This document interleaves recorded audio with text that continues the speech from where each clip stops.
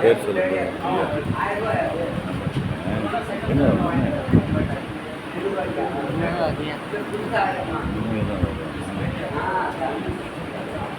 இப்படி வச்சுக்கோ.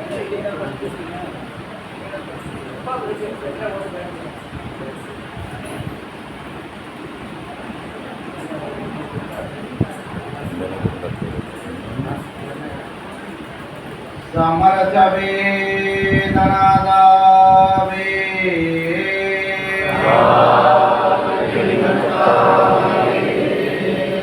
मी वडिना मनन्नादमे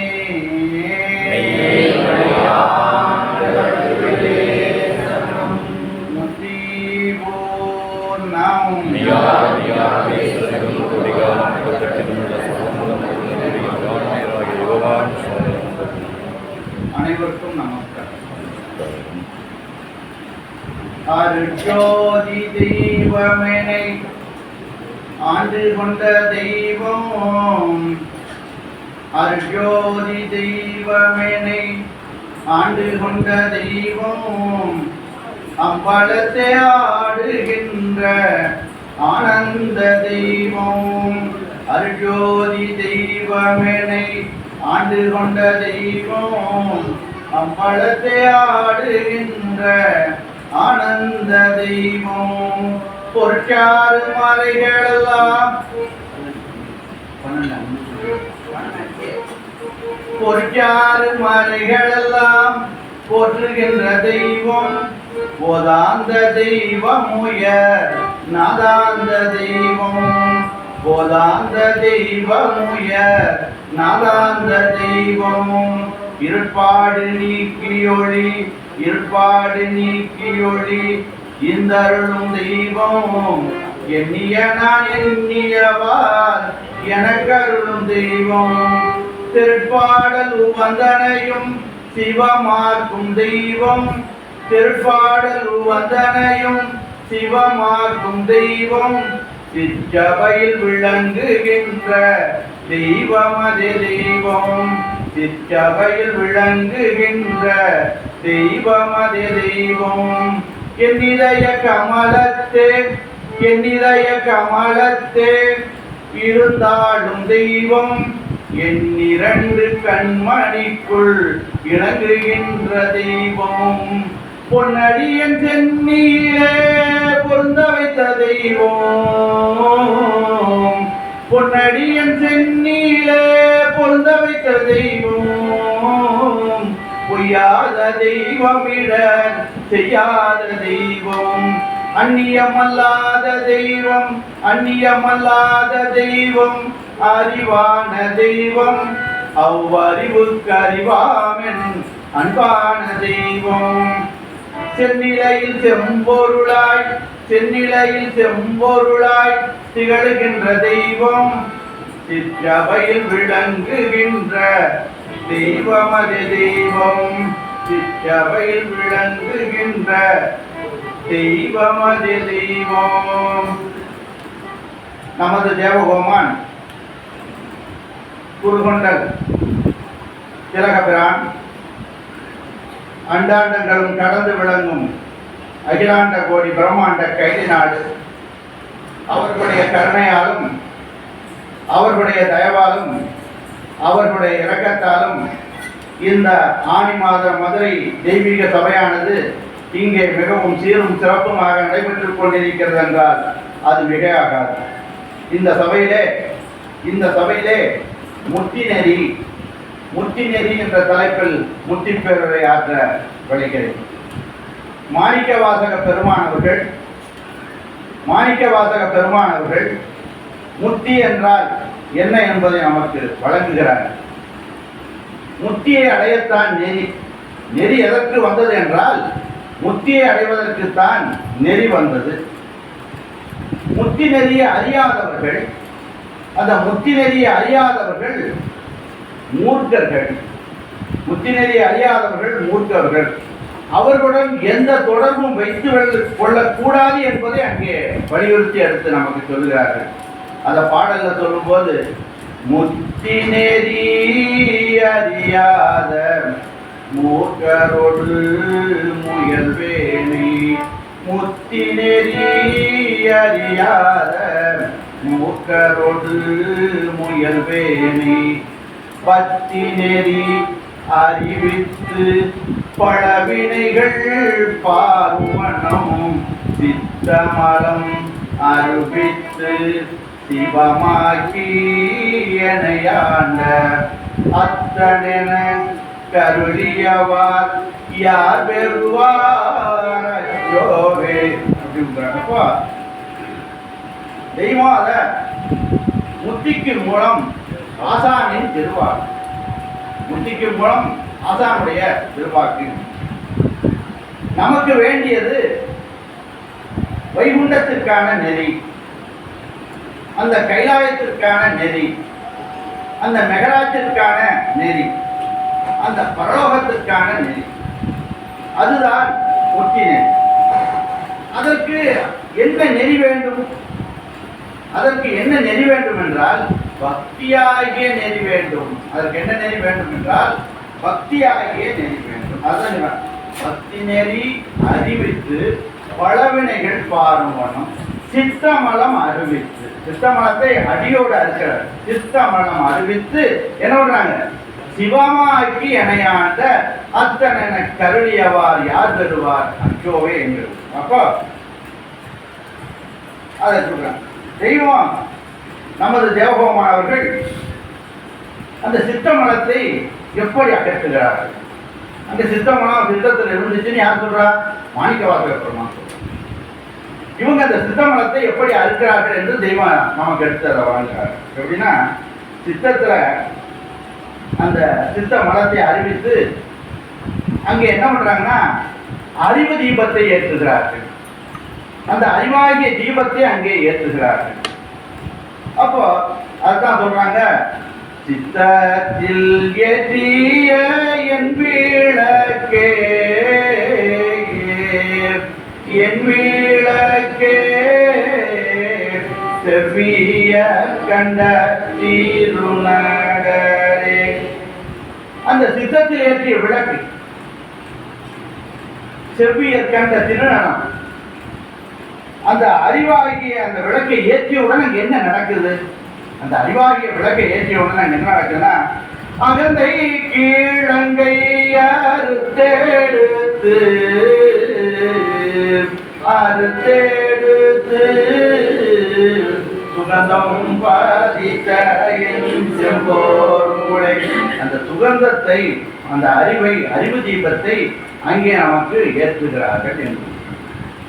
இது நம்மகிட்ட எப்படி இருக்குன்னா ஆணவம் கண்மம் மாயையாக வாக்கு மலமாகவும் நம்ம அது வாக்கில் ஒரு மலத்தை வச்சு அதாவது உங்களுடைய யாரோ வாக்குடைய மலங்கிறது பட்டாங்க பாட்டு படிச்சுக்கலாம். வாக்கில் இருக்கும் மலத்தை நம்ம தெய்வம் வந்து எப்படி போக்குறாங்க? அந்த வாக்கில் ஒரு மலம் இருக்கு, அதை எப்படி போக்குறாங்கன்னு சொல்றாங்க. வாக்குடைய மலங்கடத்தி வயங்கான் என்று வாக்குடைய மலங்கடத்தி வயங்கான் என்று வல்லபையின் வசம் படிந்த வாசத்தாலே நீ கரிய மும்மலங்கள் பொழியும் தாயை நீ கரிய மும்மலங்கள் பொழியும் தாயை நின்றிலங்கும் பூரணத்தின் புதுமையேறி கேட்கும் அந்த நாடகத்தை தொட்டு ஊனி தேக்கும் அந்த நாடகத்தை தொட்டு ஊனி அது சேருமதி அமுதகளை பொங்கி சிந்தும் வாக்குடைய வாக்கரும் வாணிஜத்தி வளஞான திருநடம் வயங்கும் காப்பே. அப்ப நீக்கரிய மும்மலம் அந்த சொல்லிட்டாங்க. நீக்க முடியுமா என்றால் முடியாது. ஆனால் அந்த மும்மலத்தை தெய்வம் போக்குகிறார்கள்.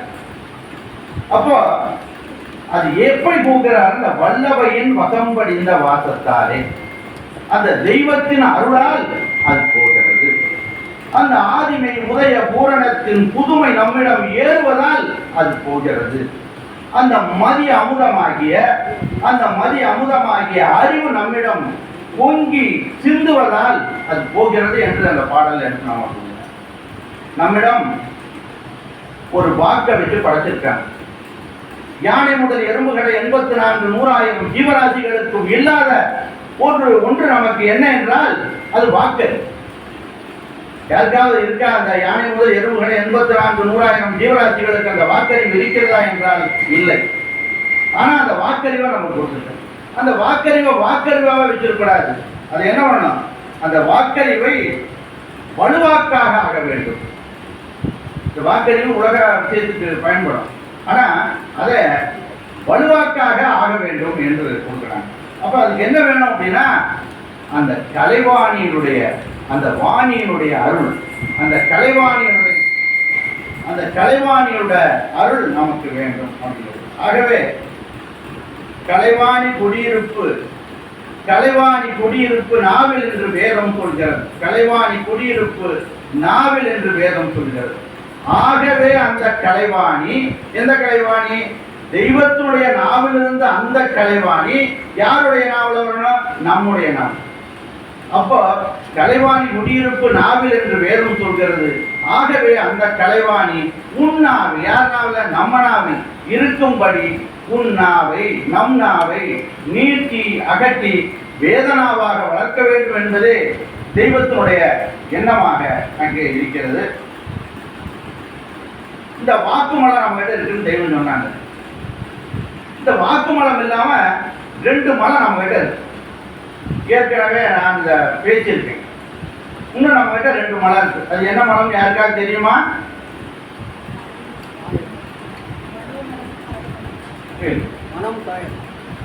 இரண்டு மலம் நம்ம இருக்கு. வாக்கு மலம் இல்லாம நம்ம கிட்ட இருக்கிற இந்த உடல்ல 2 மலம்.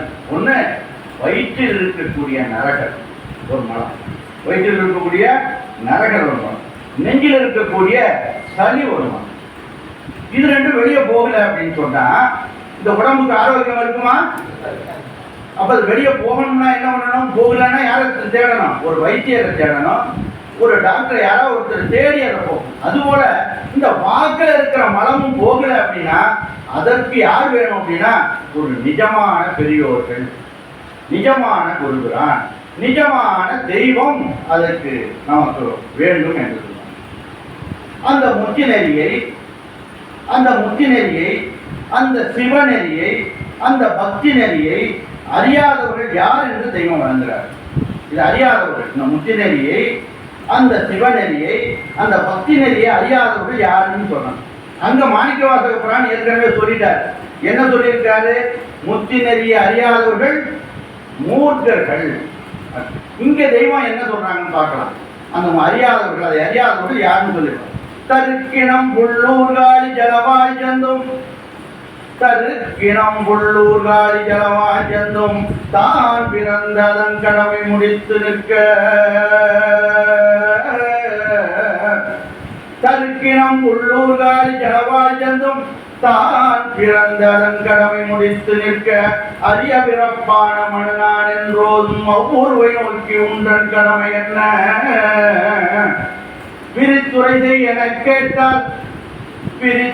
என கேட்டால் விழிக்கும் அந்த வெறிகொண்ட வீணறிவு படிப்பை நோக்கில் நெறியறியார். நெறியை, அந்த முத்தி நெறியை, அந்த சிவநெறியை அறியாதவர். நெறியறியார் யார்? நெறியறியார். நெறியறியார் உயிருடன் இங்கலகை எல்லார். நெறி அறியலன்னா யாருங்க? உயிர் இருக்கு, ஆனா எப்படி இருக்கிறோம்? அழகையாக பிணமாக இருக்கிறோம் என்று. உயிருடன் இங்கு அழகை எல்லார் நிலத்திலது வேறு நிலை சட்டம் தீர்ப்பே என்று சொல்றாங்க. அப்ப நெறியறியார் யார்? அந்த நீத நெறியை, அந்த முத்தி நெறியை, அந்த சிவநெறியை, அந்த பக்தி நெறியை அறியாதவர்கள் உயிரிழந்தும் அழகையாக பிணமாக இருக்கிறார்கள் என்று குறிப்பிடுகிறார்கள். மேலும் மாணிக்கவாசக பெருமான் அவர்கள் நெறியல்லா நெறிதன்னை நெறியாக நினைவேனை, நெறியல்லா நெறிதன்னை நெறியாக நினைவேனை, சிறுநெறிகள் சேராமே திருவருளே சேரும் வண்ணம் குறியொன்றும் இல்லாத கூத்தன் தன் கூத்தை அறியும் வண்ணம் அருளியவா யார் பெறுவாரோவே அப்படின்னு சொல்றாங்க. அப்ப அதுங்க நெறியல்லாத நெறி, நெறியல்லாத நெறி ஒன்று இருக்குங்க. நெறின்னு ஒன்று சொன்னாங்க, இது நெறியல்லாத நெறி. அப்போ நான் நெறியாக நம்ம ஒரு நெறியை ஒன்று நினைச்சிட்டு இருக்கிறோம். என்னன்னா, இந்த உலகத்துல நியாயமாக தர்மமாக ஒழுக்கமாக வாழ்ந்ததான் நல்ல நன்னெறி என்று நாம் நினைக்கிறோம். அதுவும் வேணும், அது இல்லாம அடிப்படை விஞ்ஞானமே வராது. முதல்ல அதுலேயும் ஒழுக்கம் வேணும், கண்டிப்பா அது வேணும். அப்ப அதெல்லாம் என்ன நெறின்னு சொன்னா சிறுநெறிகள். அது சிறுநெறிகள், அது பெருநெறி அல்ல அப்படி என்று உணர்வு. ஆனால் உன்னுடைய திருவருளே, உன்னுடைய திருவருளே, உன்னுடைய கருணையே, உன்னுடைய தயவே, இரக்கமே, அது பெருநெறி. அதுவே என்னை அந்த முத்தி நிலைக்கு, அந்த கைலாயத்திற்கு, அந்த வைகுண்டத்திற்கு கூட்டி செல்வது என்பதை உணர்ந்தேன் என்று கேட்டு கொடுக்குறாங்க. அப்ப அந்த எதற்கு முத்தி நெறி, முத்தி அடைஞ்சு என்ன பண்ண போறோம் என்று தெய்வமே கேள்வி கேட்டு பதில். முத்தி அடைஞ்சு என்ன பண்ண போறோம் அப்படின்னா, கைலாசவாசனின் திருச்செந்நிதி அடைந்து. எதுக்கு முத்தி அடைந்து? கைலாசவாசனின் திருச்செந்நிதி அடைந்து அவரது பொழுவாசனத்தில் அமரவே. பிரதமர் இருக்கிறாருன்னா பிரதமருடைய ஒரு சீட்லயே போய் உட்கார்றதுங்கிறது முடியுமா இந்த உலகத்துல? முதலமைச்சர் இருக்காருன்னா முதலமைச்சருடைய சீட்ல போய் உட்கார்றதுங்கிறது முடியுமா இந்த உலகத்துல? ஆனா தெய்வம் அழைக்கிறார்கள், கைலாசவாசனின் திருச்செந்நிதி அடைந்து அவரது பொழுவாசனத்தில் அமரவே அழைக்கிறார். இத்தேகத்தின் அதிபதியாகிய ஸ்ரீமன் நாராயணமூர்த்தியின் திருவடி திருச்செந்நிதி நிழல் போய் சேரவே இந்த மானிட சட்டை எடுத்தோ என்று எடுத்து கொடுத்தாங்க. இன்னொரு 177வது திருவாக்கியத்துல பிறவாநெறியில் வாழ்பவர்கள், பிறவாநெறியில் வாழ்பவர்கள் தேவர்கள். யார் தேவர்கள், யார் நரர் என்று குறிக்கிறார். அப்ப பிறவாநெறியில் வாழ்பவர்கள் தேவர்கள், பிறவி சுழலில் சிக்கி தவிர்ப்பவர்கள் யாரு? மனிதர்கள். அப்ப அது யாரு? பிறவாநெறியில வாழ்றவங்க தேவர்கள் எப்படி ஆகிறோம், மனிதர்கள் எப்படி ஆகிறோம் அதே அடுத்து தெய்வம் குறிப்பிடுறாங்க. தன் அறிவில் சாயும் போது, எப்போ தன் அறிவில் சாயும் போது அந்த பிறவி சுழலில் சிக்கி தவிக்கிறார்கள். ஆனா ஆசானுடைய திருநோக்கிற்கு, தெய்வத்தினுடைய திருநோக்கிற்கு இணங்கி நடக்கும் போது பிறவாநெறியில் வாழ்கின்றார். பிறவாநெறினா என்ன என்றால் அது தேவ நெறியில் வாழ்கின்றார்கள் என்று எடுத்து நமக்கு குறிப்பிடுறாங்க. இன்னொரு பாடல்ல தெய்வம் அவர்கள், நீ ஓதக்கூடிய மறைதான், நீ ஓத, நம்ம படிச்சுட்டு இருக்கிறோமே வேதம், நீ ஓதக்கூடிய மறைதான் அந்த வேதம் தான் வேதமாகிய நெறி, வேதமாகிய நெறி.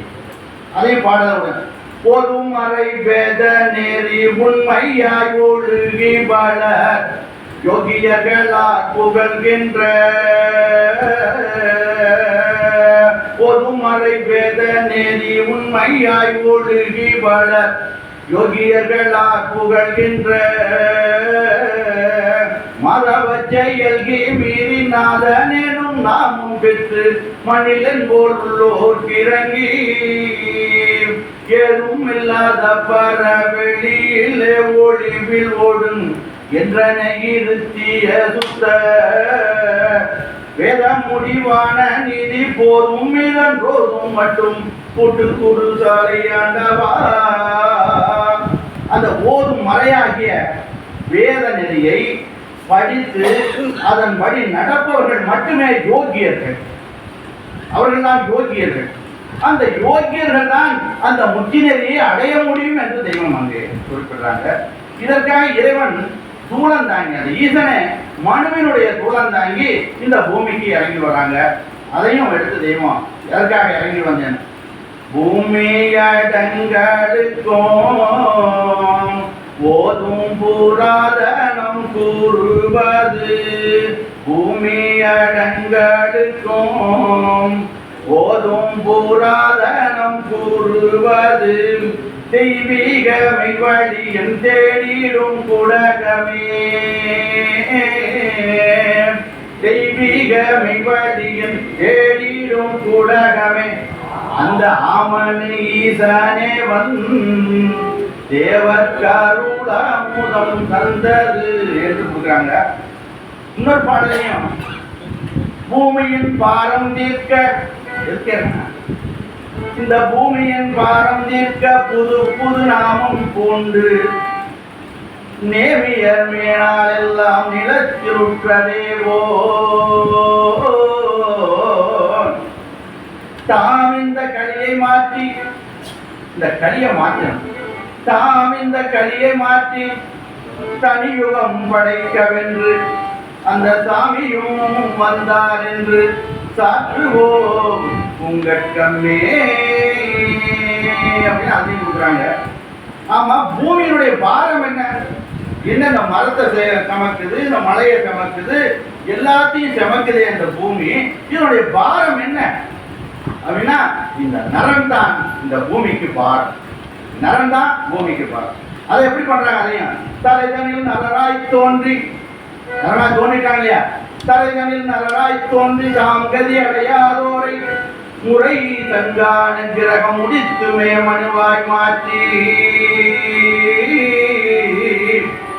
விரைபுறமும் அவர் முகத்தில் வைத்துமே படைத்து பண்ணும். என்ன பண்ணாங்க? மறைபடா தேவராக்க வந்தனர் உலகமா என்று கொடுக்குறாங்க. வடலூர் வல்லபிரானவர்கள் பிறவா பெருநெறி, வடலூர் வல்லபிரானவர்கள் பிறவா பெருநெறி அப்படின்னு சொல்ற. பொறுமையுடன் நினது திருமலரடி நினைக்கின்ற உத்தமதம் உறவு வேண்டும். பொறுமையுடன் நினது திருமலரடி நினைக்கின்ற உத்தமதம் உறவு வேண்டும். உள்ளொன்று வைத்து புறம் ஒன்று பேசுவார் உறவுகளவாமை வேண்டும். என்ன பண்ணணும்? பெருமை பெரு நினது புகழ் பேச வேண்டும். பெருமை பெரு, அதான் செய்யும் இந்த செய்தி. பெருமை பெரு நினது புகழ் பேச வேண்டும். பொய்மை பேசாதிருக்க வேண்டும். அது சொல்றாங்க. பெருநெறி விழி தொழுக வேண்டும். இந்த நெறி பெருநெறி விழி தொழுக வேண்டும். மதமான பேய் விழியாதிருக்க வேண்டும். இப்படி அடிக்கிட்டே போறாங்க. அதுக்கு நமக்கு நேரம் இல்லை. அப்ப அந்த பிறவா நெறினா என்ன?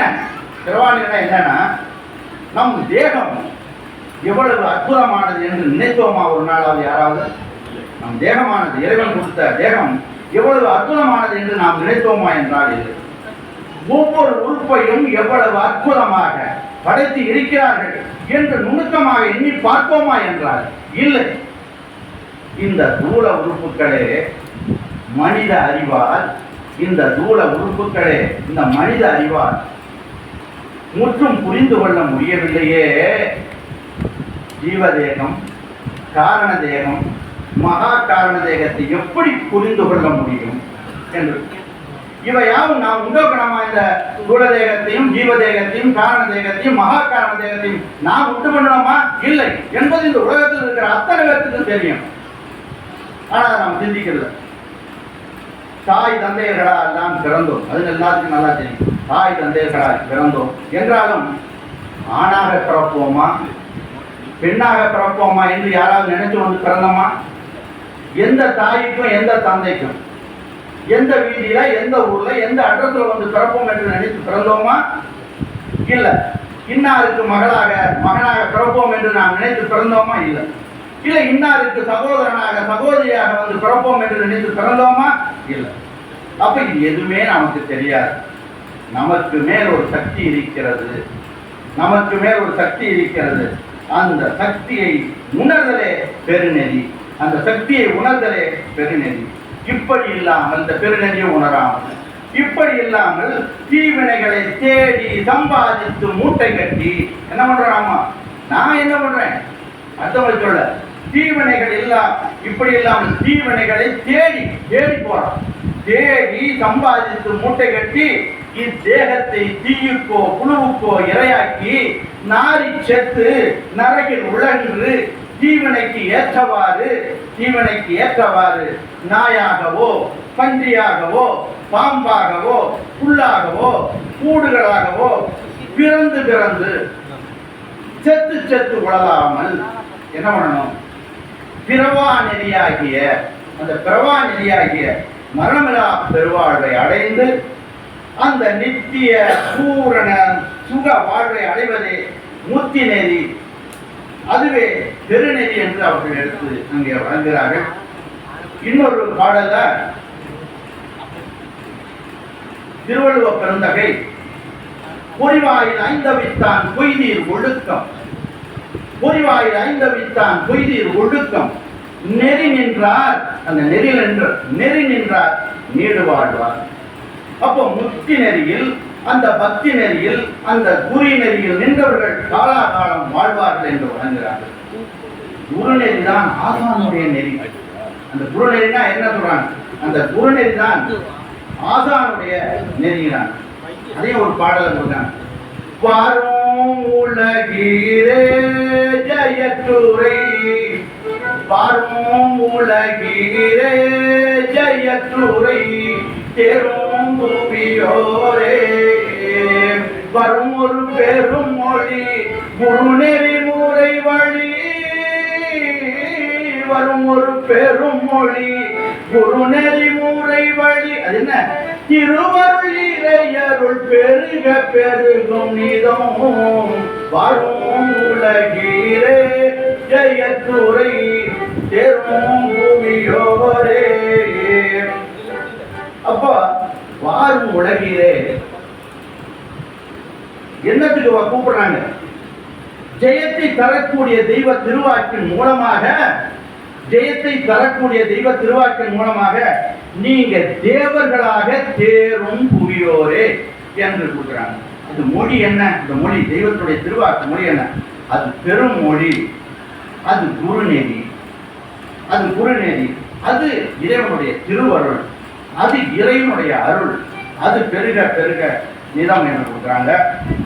அவ்வை பிராட்டியார் அவர்கள் ஜாதி இரண்டொரிய வேறில்லை, ஜாதி இரண்டொரிய வேறில்லை, சாற்றுங்கால் நீதி வழுவா நெறிமுறையில் இட்டார் பெரியோர் இடாதார் இடிகளத்தோர் என்று. அப்ப நெறிமுறையில் தலையிட்டவர்கள் தான் பெரியவர்கள். முத்தி நெறியில், அந்த பக்தி நெறியில், அந்த குரு நெறியில் தலைவிட்டவர்கள் பெரியோர்கள் என்று பட்டினத்தார் சொல்றாங்க. பட்டினத்தார் வினை போகமே ஒரு தேகம் கண்டாய், வினைதான் இந்த தேகம், வினை போகமே ஒரு தேகம் கண்டாய், வினைதான் ஒளிந்தால் திணை போது அளவும் இல்லாது கண்டார். சிவன் பாதம் நினைப்போரை யார் இல்லாம போகும்? அந்த சிவன் பாதம் நினைப்போரை நினையாரை நீக்கி, அந்த நினையாரை நீக்கி, நினையாருன்னா அந்த சிவனை நினைக்காதவங்கள நீக்கணும். நினையாரை நீக்கி இந்நெறியில் நின்றால் முனைப்போல் மனமே எனக்கு உற்றவர் உண்டோ, முனை போல ஒரு நண்பன் எனக்கு இருக்கான்னு. அப்ப என்ன என்றால் நாம் செய்த வினைதான் இந்த தேகம். வினை ஒழிந்துட்டா இந்த தேகம் இனி இல்லை. அது யாருக்கு கிடைக்கும்? அந்த சிவன் பாதத்தை நினைப்போருக்கு மட்டுமே இந்த தேகம் இல்லாமல் அந்த முத்தி தேகமானது கிடைக்கும் என்று. இறைவனை, தெய்வத்தை, கடவுளை, நினையாரை, யார் நினைக்கலையோ அவங்களை, நினையாரை என் மனதிலிருந்து நீக்கிவிடு, என் மனதிலிருந்து நீக்கிவிடு. தெய்வ நெறியில், முத்தி நெறியில், சிவநெறியில் நின்றால் உன்னை போல் சிறந்த நண்பன் எனக்கில்லை மனமே என்று அந்த மனத்தை பார்த்து பட்டினத்தார் எடுத்து சொல்றாங்க. உங்கள் பாடலையும் கூட தெய்வம் நன்னெறியாகிய புண்ணியம். அது என்ன புண்ணியம்? நன்னெறியாகிய புண்ணியம்ங்கிறாங்க. அப்ப அந்த நன்னெறியாகிய புண்ணியம் எப்படி வருது அப்படின்னு சொன்னா, அந்நிய பாவம் பொங்கி, அந்நிய பாவம் பொங்கி, இந்நாள் அலைந்ததை வேறறுத்து, நன்னேறி புண்ணியம் பொங்கி பொங்கி வரும் பொங்கலோ பொங்கல் என்று அந்த பொங்கல் பாடலையும் இருக்கிறாங்க.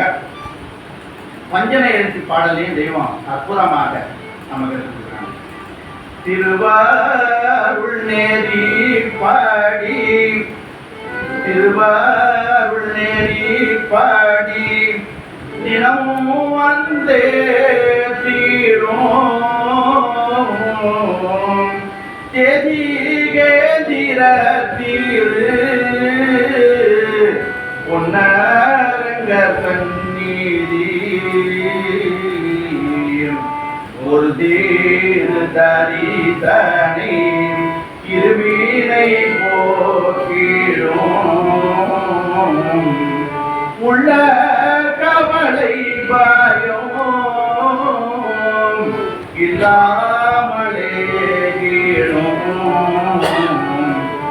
மறுவோம் மறுவோம் பிணிகள் மாற்றி மண்ணிலும் சிறப்பேற்றி மாயை மரளி என்கை மறுவீடமலே காக்கும்